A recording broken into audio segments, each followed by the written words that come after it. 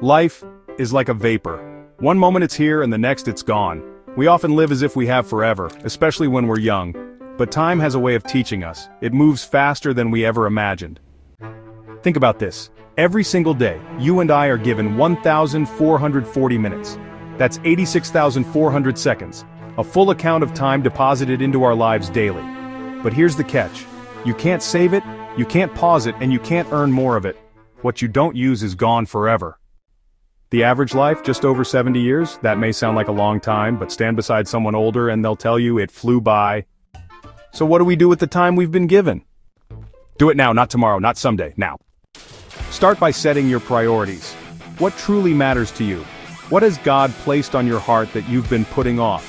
Take the class, read the book, spend time with your family, write that letter, give with a generous heart, share your faith with someone who needs it, study, learn, grow while you still have breath. Time is running out for all of us. There may not be a tomorrow. That's not meant to scare you, it's meant to awaken you, to remind you that this moment matters, that today has purpose. The Bible tells us to redeem the time because the days are evil. In other words, time is precious. And you know, the world really needs light bearers who will use every moment to do good. Look at Jesus. He lived just 33 years, yet he changed the world.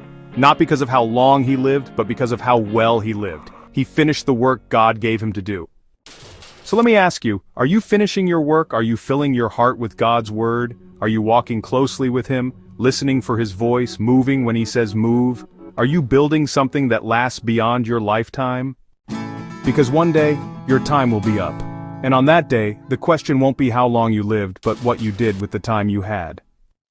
So today I encourage you, pray for wisdom. Ask God to help you see time for what it truly is, a gift, and invest that gift wisely. Invest it in people, invest it in purpose, invest it in the kingdom of God. Because at the end of it all, only what's done for Christ will last.